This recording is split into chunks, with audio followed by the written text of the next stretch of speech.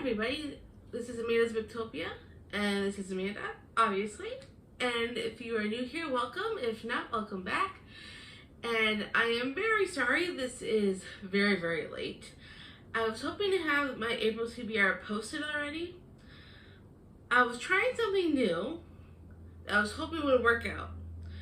Unfortunately, the editing process on this one was not easy, and there were some things that just couldn't match up, and I was trying to screen record for this idea I had to use Pandora Radio to pick my books. However, with my fiance editing, he was running into issues and we could not get it together in time for the beginning of April, so that's why this is a little bit late, and I definitely apologize for that. However, because of running into that issue, I decided to do some mood reading for the month instead, which would make things a lot easier, don't you think? So I'm going to show you the books that I'm going to be reading for the month, and I'll just, pull them whenever I feel like reading them. Sometimes I use a randomizer and randomize what order I'm going to read the books in.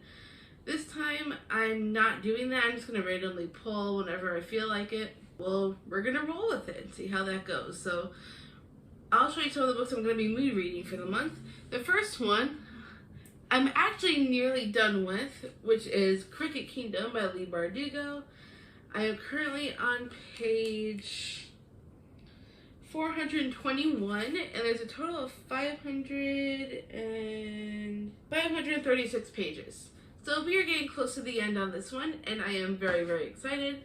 I love Leigh Bardugo, and I love her books, so I am excited to finish this duology. I also have King of Scars and Rule of Wolves, which I still need to read, and I have Language of Thorns coming in the mail from Barnes & Noble, so I am very excited to finally have all of her books. And then one of the other books I'm going to be reading for April is The Fine Print by Lauren Asher. I'm reading this for Clint's group, our Instagram group that I'm in with him, and some others that are participating in this group. Right now, I'm currently not in my romance era.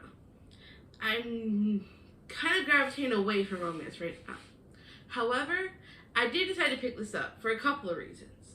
One, I wanted to do a vlog based off some certain books, so I might put this into that vlog somewhere. And also, I've heard a lot of mixed reviews on this. Some good, some bad, so I'm not sure where I'm going to lie in this. However, I heard there's mentions of Down syndrome in the book, and I have mosaic Down syndrome, and I have friends with Down syndrome. So that's one of the main reasons why I even chose to get the book, just so I could see what I think, and I'm hoping I'll like it. I'm not sure, because lately the romance has not been my thing. So we'll see what happens. And then the next book, I'm actually more of a duo, because the second one recently came out like the beginning of the year.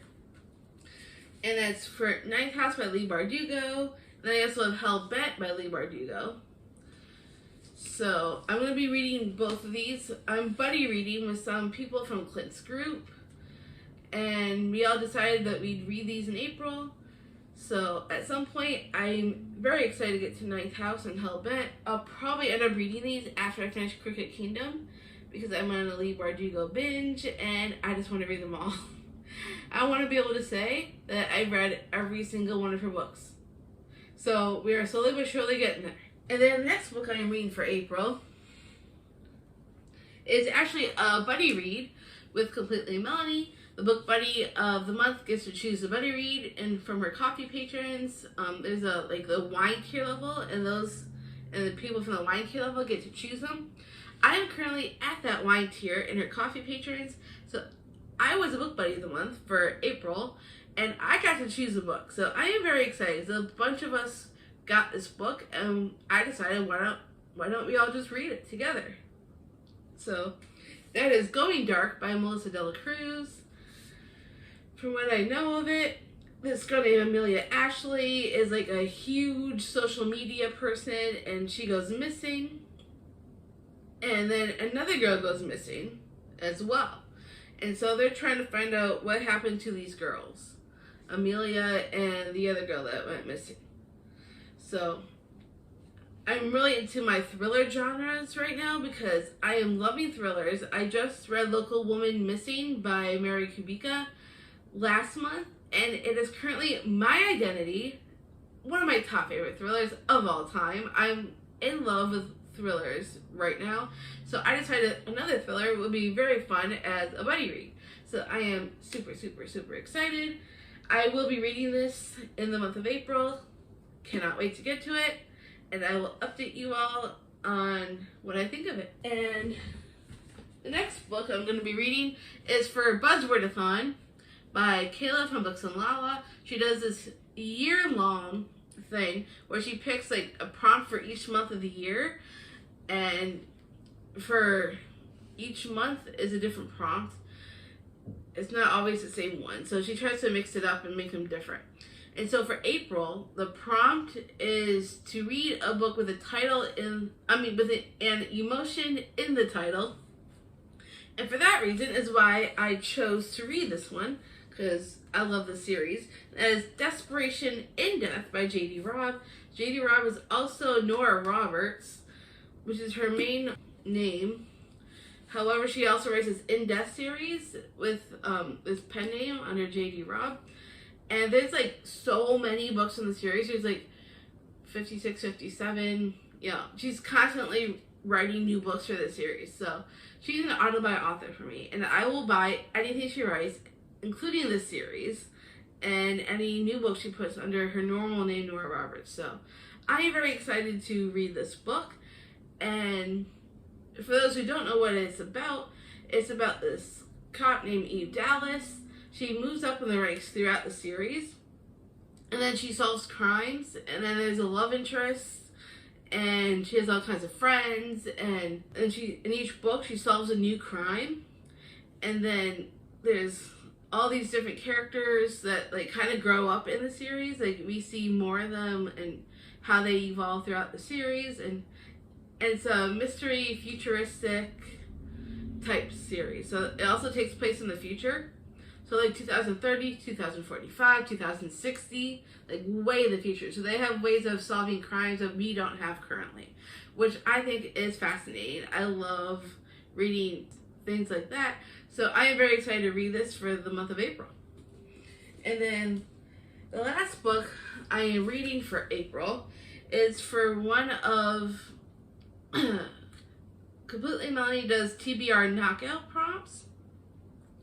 And like she does 2 for each month, and one of them was flowers on the cover, and then the other was animal on the cover. So that's why I was reading Crooked Kingdom in the first place, because it has a crow on the cover for animal on the cover. And then the second prompt was for flowers on the cover for the month of April, because it's about like new life.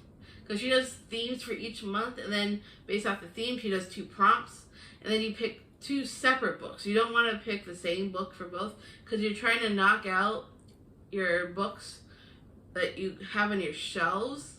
You don't want to get like buy a new book for the prompt. It wants to be something that's already on your shelf from at least a month before, if not longer. And for that reason is why I chose this for flowers on the cover, and that's The Lost Apothecary by Sarah Penner. This is like a historical fantasy, and I've heard some amazing things about this book and this author. I know she recently released a new book called The London Seance Society, which I also have gotten from Book of the Month Club, which is also where I got this one from. This was my very first book from Book of the Month. And then The London Seance Society, also by this author, I also got from the same service.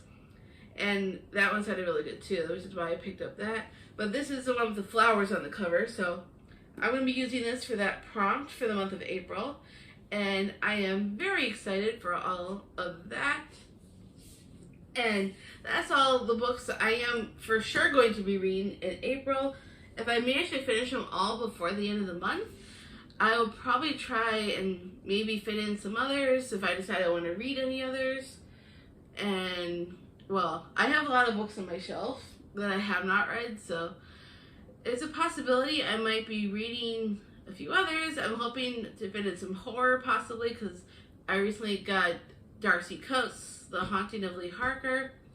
And then I also have How to Sell a Haunted House by Grady Hendrix, which I've heard great things about both.